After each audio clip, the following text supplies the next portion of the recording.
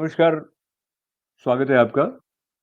बड़े विशेष दिन है, मेमोरियल डे वीकेंड मनाते हुए आप जब यादों की तरफ जाते हैं, अमेरिका में रहकर जो भारत का प्रेम है वो अपने स्थान पर है और भारत की जो गतिविधियों में एक प्रजातांत्रिक उत्सव इन दिनों चल रहा है, उसके बीच में कई उतार-चढ़ाव आ रहे हैं और चुनौतियाँ कई तरह की देश के सामने भी होते हैं, व्यक्ति के सामने भी होती हैं। इन चुनौतियों का सामना करते हुए प्रधानमंत्री नरेंद्र मोदी जी ने पिछले दिनों में बहुत सारे इंटरव्यूज़ दिए। और तुलनात्मक रूप से देखेंगे तो अपोजिशन लीडर कोई इतने अधिक मीडिया के सामने आ नहीं रहे। पर हाल ही में एक सलाम इंडिया नाम का एक उनका जो इंटरव्यू है बड़ा चर्चित रहा था, उस पर भी चर्चा करेंगे। और इस प्रजातांत्रिक उत्सव पर बातचीत करने के लिए हाल ही में भारत जाकर भी लौटे हुए पॉलिटिकल एनालिस्ट, कम्युनिटी लीडर हमारे मित्र आदरणीय जगजीत सिंह जी का स्वागत है। और वो स्वागत करने के लिए हम एक साथ नमन जब करने के लिए बढ़ रहे हैं, तो जय हिंद भी आपको आप बिल्कुल। तक पहुंचे जगजीत सिंह जी। जय हिंद। भारत यात्रा कैसी रही आपकी? यात्रा हेक्टिक रही। तमाम जगहों पर गया, लोगों से बातचीत की, लोगों का रुझान भी जानने की कोशिश की, क्योंकि एक पॉलिटिकल आदमी हूं तो मुलाकातों में भी एक सवाल जवाब का सिलसिला हमेशा चालू रहता है कि ऊंट किस करवट 4 जून को बैठेगा। क्या अपोजिशन पार्टी जो इंडिया गठबंधन है, इसमें कुछ दम है या जनता ने उसको नकार दिया है और फिर एक बार मोदी सरकार बनाने का ठान ली है। तो हम अक्सर सुनते रहे कि मोदी जी जो हैं उनका जादू जैसा चल गया है और काफी लंबे समय तक ये जादू बरकरार रहे कि नहीं रहे, इस पर भी कई प्रश्न उठते हैं जो आप राजनीतिक भाषा में कहते हैं कि एंटी इनकम्बेंसी फैक्टर जो है।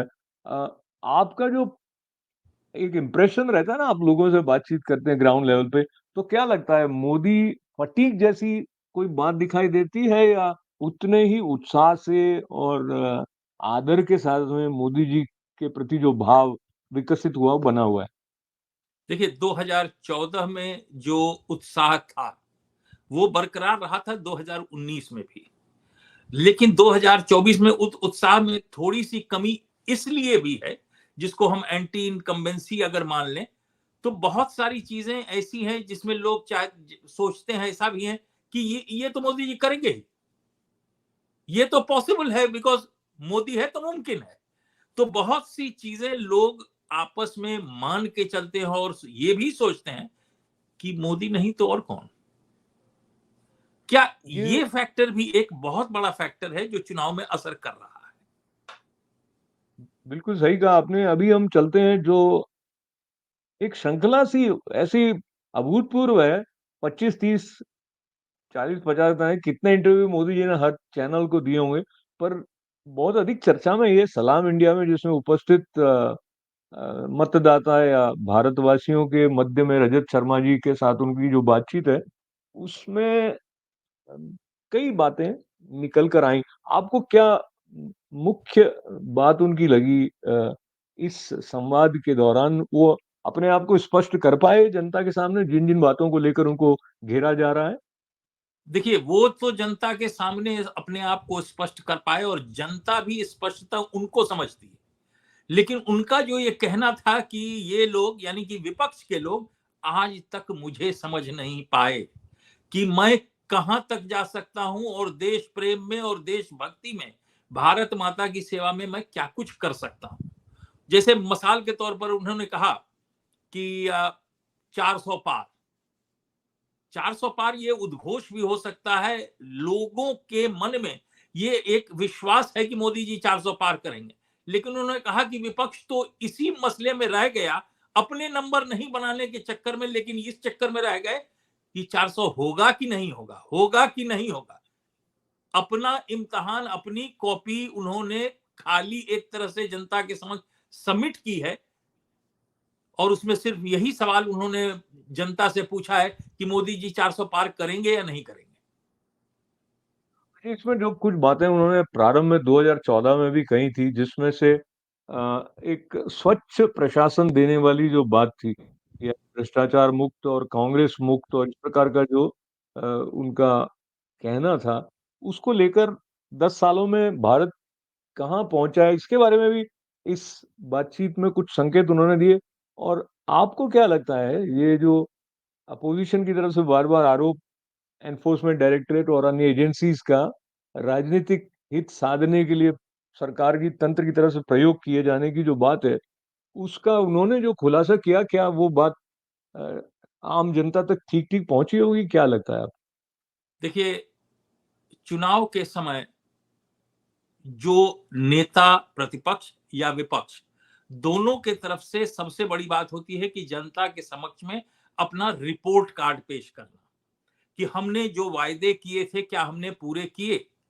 कल तक तो ये चर्चा थी कि मोदी जी हिटलर हैं, मोदी जी कभी प्रेस के सामने आते नहीं हैं, और जब ये इंटरव्यू देने लगे तो लोग कहने लगे कि तो मतलब ये क्या इतना ज्यादा। विपक्ष ये कहने लग गया कि ये इंटरव्यू चुनाव के समय दे रहे हैं। उनको किसने मना किया इंटरव्यू न दें? वो भी दें, वो भी अपनी बात जनता के समक्ष रखें। लेकिन मोदी जी ने जो बातें रखी जनता के समक्ष, जनता उसको बखूबी समझ रही है। जनता ये समझ रही है कि बिना धर्मनिरपेक्षता के साथ जब मकान बने सबको मिले, जब टॉयलेट बने सबको मिले, सड़कें बनी पूरे देश में बनी। ये ऐसा नहीं हुआ कि जहां विपक्ष का शासन हो वहां सड़कें कम बनी, जहां बीजेपी का शासन हो वहां ज्यादा बनी। जहां जरूरत थी वहां हुई। गैस के कनेक्शन सबको मिले, गांवों में बिजली हर किसी गांव में गई। तो जनता धरातल पर ये सब चीज देख रही है और समझती है कि मोदी है तो मुमकिन है, मोदी है तो घर में घुसकर मारेंगे, ये भी तय है। वरना जी, वो 2019। जी, विदेशी नीति की तरफ क्षमा चाहता हूँ। जी जी। विदेशी नीति और ग्लोबल इमेज की तरफ आएँगे, पर मैं भ्रष्टाचार के साथ रुकते हुए उन्होंने एक तो जो संज्ञा अनुभवी चोर की दी दिल्ली के मुख्यमंत्री को, जिसकी प्रतिक्रिया में उन्होंने अपनी तरफ से एक वीडियो निकाला और कहा कि प्रधानमंत्री जी ने हम उनको क्लीन चिट दे दी है। हालाँकि वो व्यंग्य के रूप में कही गई थी कि उनको पूछा गया था कि इनके कहना है इनके पास कुछ पैसे-वैसे मिले नहीं, तो उन्होंने कहा ये अनुभवी चोर हैं, सरकारी काम किए हुए हैं, ऐसा करके उन्होंने कहा था। हालाँकि जी नरेंद्र शर्मा ने और उन्होंने डायरेक्ट नाम इनका नहीं लिया था, मगर वो पता लग ही रहा था मुख्यमंत्री की बात कर रहे हैं, बेल पर आए हैं तो। प्रश्न आपसे ये है कि जो भ्रष्टाचार की रोकथाम करने की दृष्टि से ईडी के कार्य की सराहना करते हुए मोदी जी ने कहा कि उनके कार्यकाल से पहले कुछ लाखों रुपए तक ईडी ने बरामद किए थे, काला धन। और अब करोड़ों रुपए, और ये करोड़ों बहुत बड़े अंक तक जाता है जो ईडी ने। तो ये जो आरोप लग रहा है ना अपोजिशन की तरफ से कि ये एनफोर्समेंट डायरेक्टरेट निष्पक्षता से काम नहीं कर रहा है, उसके संदर्भ में उन्होंने कहा कि इनकी तो सराहना की जानी चाहिए, इन्होंने इतना काला धन अ, बरामद किया है। और उस बात को लेके आप फिर पहले हम थोड़ा-सा आम आदमी पार्टी की चर्चा आपसे सुनना चाहेंगे, फिर कांग्रेस की तरफ भी चलेंगे। तो सभी पार्टीज़ कहीं न कहीं दूसरे को बुरा या दूसरे को भ्रष्टाचारी इत्यादि दिखाएँ, ये एक मुझे लगता है सभी की प्रवृत्ति है। और जो केजरीवाल जी का राइज़ है वो भी इसी से रहा था, वो अपने साथ सूची लेके घूमते थे कि ये हालाँकि बाद में अब वो उनके साथ जुड़ गए हैं।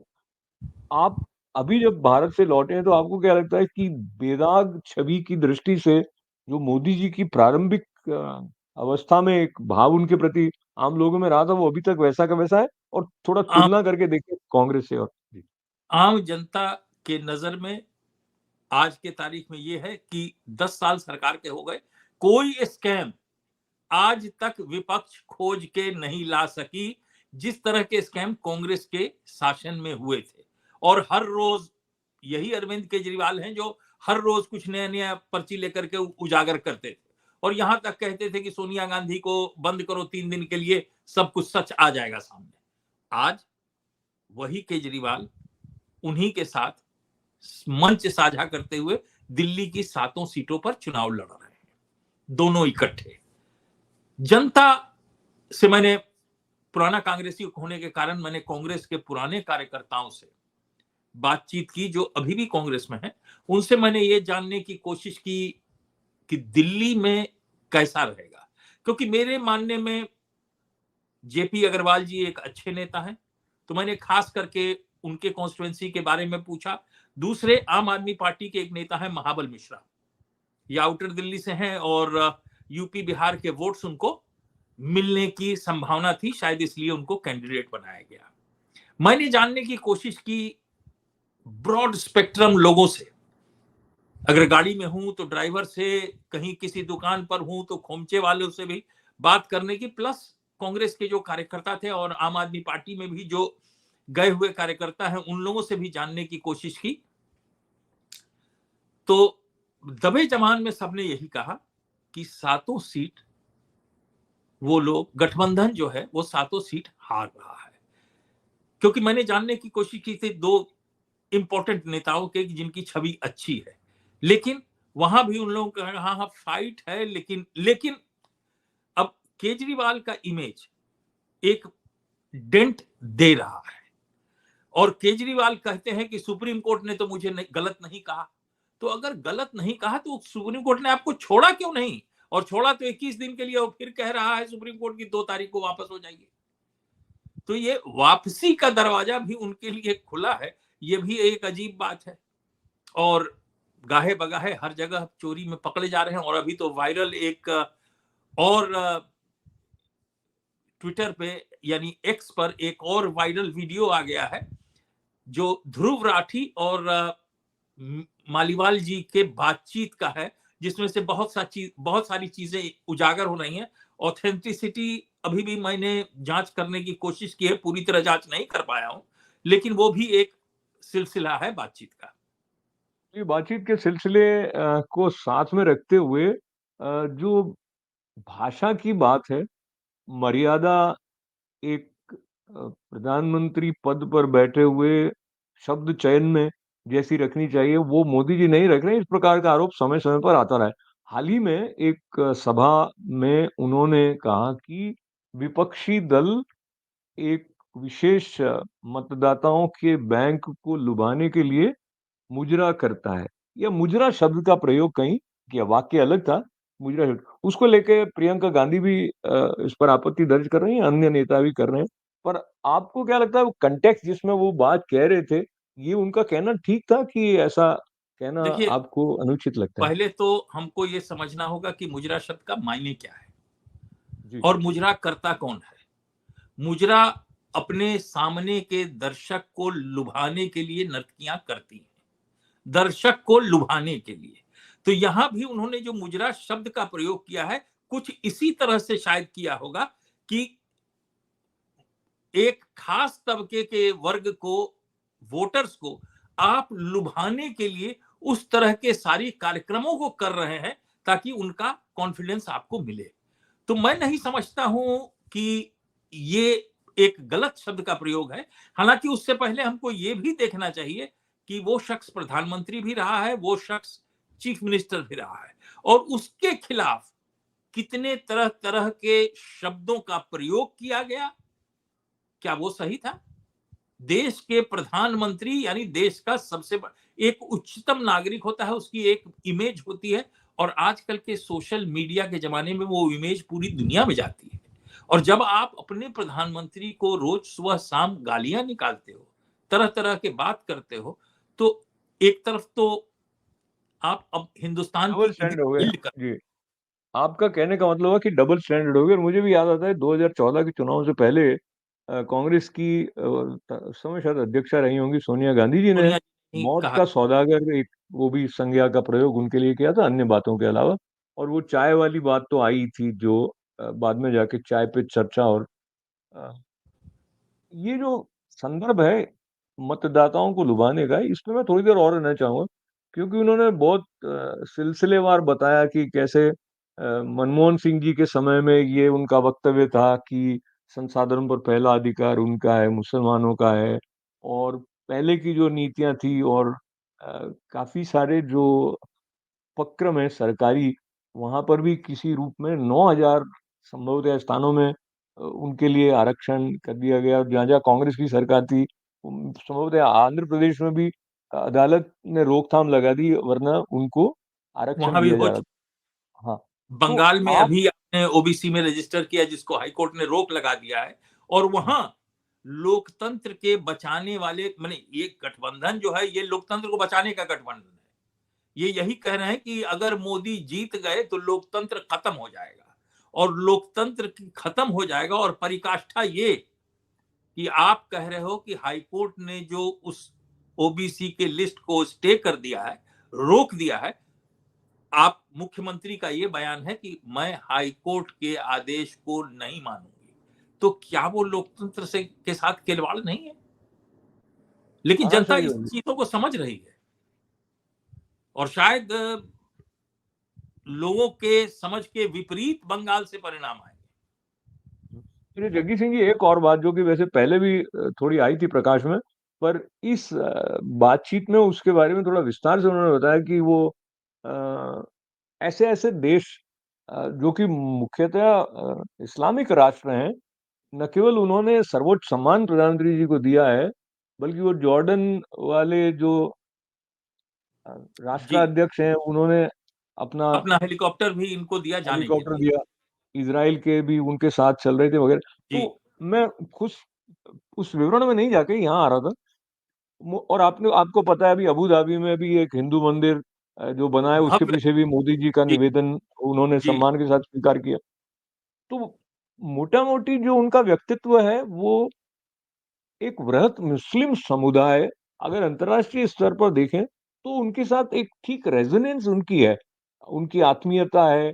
और बल्कि सऊदी अरब वाले जो राष्ट्राध्यक्ष हैं, वो भारत भी आए थे, गुजरात इन्वेस्टर समिट में भी बैठे थे। पर भारत में मुसलमानों के प्रति उनके भाव को लेकर विपक्षी दलों की तरफ से जो बार-बार आरोप लगाए जाते रहे हैं, तो मोटा-मोटी क्या कारण आपको लगता है कि ये कहीं न कहीं इसमें कुछ एक विरोधाभास सा लगता है, क्योंकि एक तरफ उनके प्रति मुस्लिम राष्ट्र जो कि मतलब घोषित रूप से मुस्लिम है, और जबकि भारतीय मुसलमान तो एक सेक्युलर राष्ट्र के जी। निवासी हैं। जी, देखिए, कोई भी राष्ट्र अपने नेशनल इंटरेस्ट के लिए कोई भी पॉलिसी बनाता है, और जब भारत में से बातचीत करता है, भारत यानी भारत के चुने हुए प्रधानमंत्री से बातचीत करता है, तो उसको समझ में आता है कि ये एक सुलझा हुआ आदमी है, जिसकी विजन में एक क्लैरिटी है। ये सिर्फ मैं मुस्लिम कंट्री के राष्ट्राध्यक्षों की नहीं, बिजनेस लीडर्स की भी बात कर रहा हूं, एलोन मस्क हो चाहे कोई भी हो। वो देखते हैं कि मोदी जी से जब वो बात करते हैं तो इस आदमी में एक क्लैरिटी है, एक विजन है। तो ये चीज भाती है लोगों को, और लोग भी रिजल्ट चाहते हैं। बातचीत तो ऐसे ही गाहे बगाहे हर समय इतनी मीटिंगें होती रहती हैं दुनिया भर में कि सबसे बातचीत लोग करते हैं। लेकिन जहां रिजल्ट की इच्छा होती है, वो जानते हैं कि अगर यहां बातचीत हुई तो हमें एक रिजल्ट भी मिलेगा। ये जो राष्ट्रीयता की बात है, उसको लेकर उनकी छवि राष्ट्रीय हितों को सर्वोपरि रखने वाले मनुष्य की रही है। और उन्होंने बात कही थी ना, हम आँख झुका के बात करूँगा ना आँख उठा के, आँख जी। मिला के बात करूँगा। वो एक एक वाक़ई की तरह भी अच्छा संवाद लगता है, प्रभावी लगता है। पर उसको उन्होंने अपने आचरण में भी दिखाया। इस प्रकार की बात को लेते हुए जो पाकिस्तान के संदर्भ में अक्सर चर्चा होती रही, और हाल ही में कांग्रेस के जो नेताओं का अ, एक वक्तव्य रहा, मेरे ख्याल से मणिशंकर अय्यर भी बोले थे, और कि पाकिस्तान के पास में वो एटम बम न्यूक्लियर है। पावर है, और उनसे मतलब बातचीत करना चाहिए और ऐसा वगैरह। एक प्रकार से वो था कि भई उनके साथ व्यवहार करते समय कहीं भारत को आतंकित होके रहना चाहिए, ये कहीं न कहीं एक कांग्रेस की फिलॉसफी हाँ। पुनः उन शब्दों से लग रही थी। उसके विपरीत प्रधानमंत्री नरेंद्र मोदी ने यही जो आँख बराबर वाले बात करते हुए, एक अन्य इंटरव्यू में तो जगजीत सिंह जी उन्होंने कहा था कि उनको अपनी चिंता उनको अपने करने दीजिए, खाने-पीने की स्थिति में आ जाएँ ठीक से, वो भी अच्छा है इत्यादि। पर ये वाला जो इंटरव्यू था जिसकी चर्चा मैं अभी पहले कर रहा था, उसमें उन्होंने कहा कि मैं तो वहाँ जाके आया हूँ। फिर उसको जी। उन्होंने बड़े रस्मई ढंग से मज़ाहिया-सा भी कहा कि वहाँ पे बिना पहुँच गए थे वीसा के वो। चला गया हूँ। हाँ, बिना वीज़ा के चला गया, और वहाँ पे गया कि या अल्लाह, ये तौबा तौबा, ये कैसे आ गए वगैरह।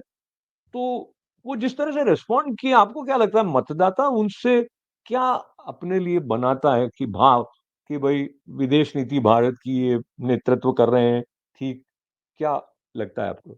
देखिए, मैं कहीं किसी व्यक्ति का यूट्यूब पर इंटरव्यू देख रहा था, कोई किसी व्यक्ति का, मतलब एक भारतीय नागरिक का ही, तो उसने कहा कि हमें शेर पालना अच्छा लगता है और मोदी जी शेर है और शेर की तरह दुनिया में घूमते हैं और शेर हमेशा जीतता है। तो हिंदुस्तान की जो एक इमेज थी, हम और आप भी आज अमेरिका में हैं और हम और आप भी गर्वान्वित महसूस करते हैं ये कहते हुए कि हम भारतीय हैं। ये पहले नहीं होता था।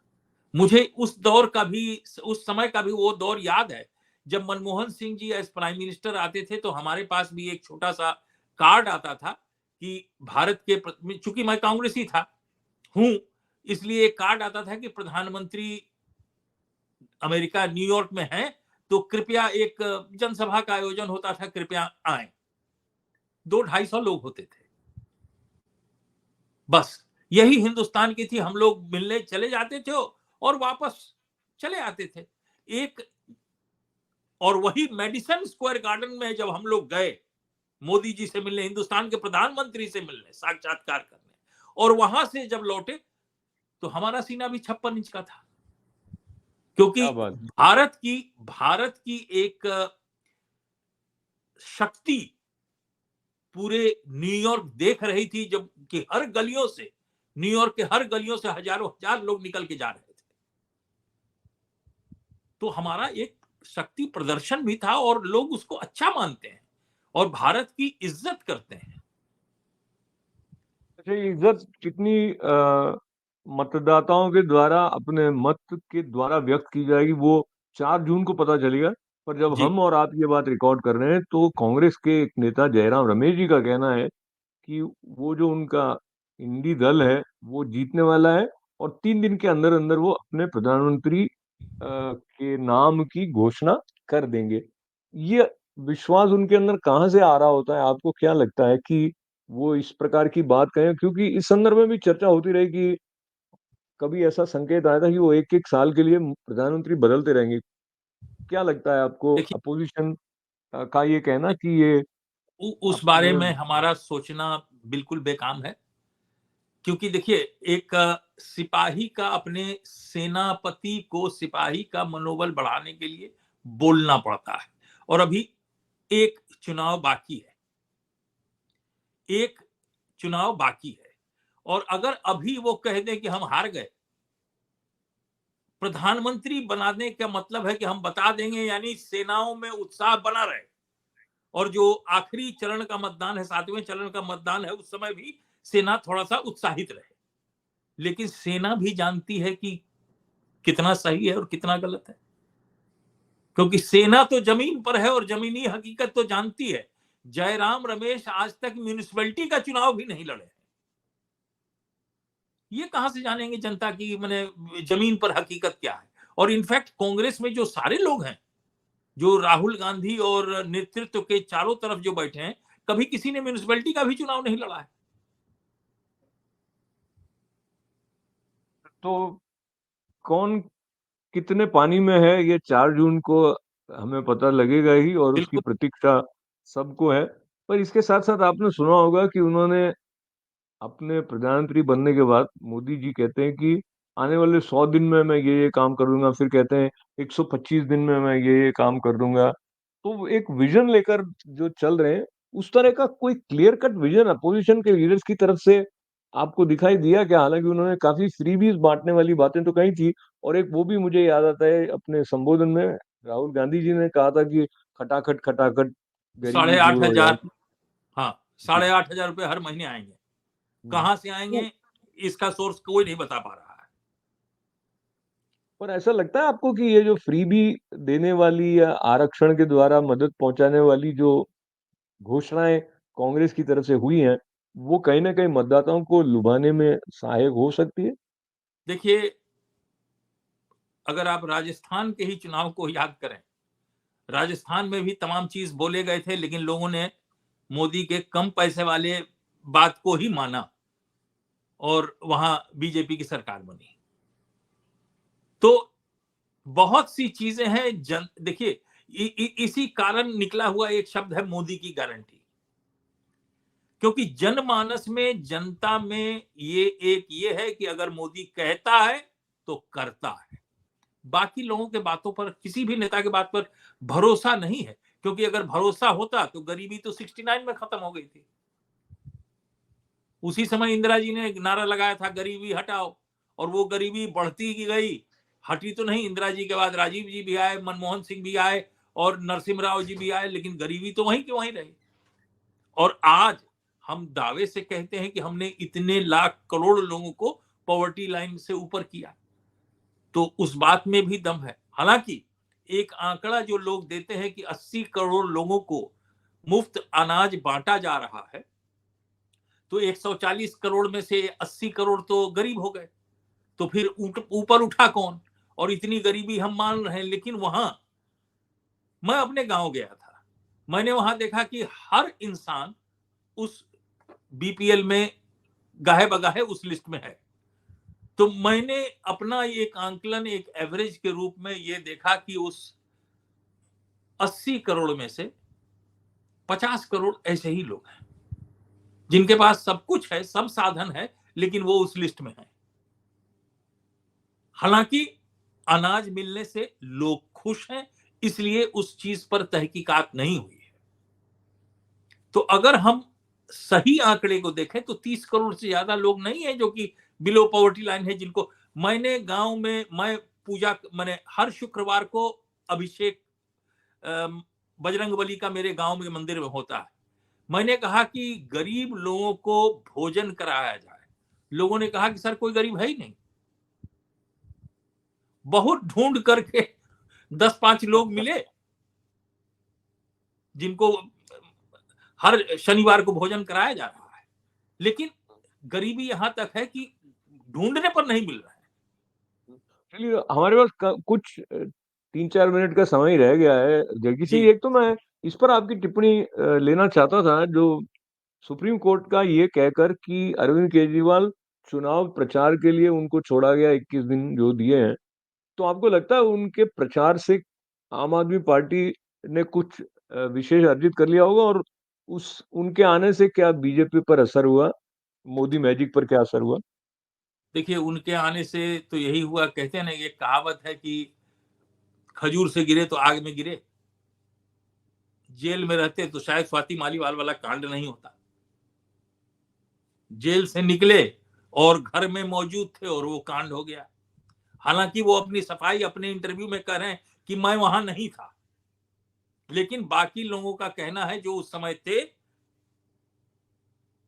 स्वाति मालीवाल का कहना है कि सुनीता जी, जो अरविंद केजरीवाल की पत्नी है, उन्होंने इशारा किया कि मारपीट की जाए। उन्होंने ही भद्दी गालियां दी, जैसा कि उन्होंने ध्रुव राठी को बातचीत में भी कहा है। तो ये सिलसिला तो जनता के सामने आ गया।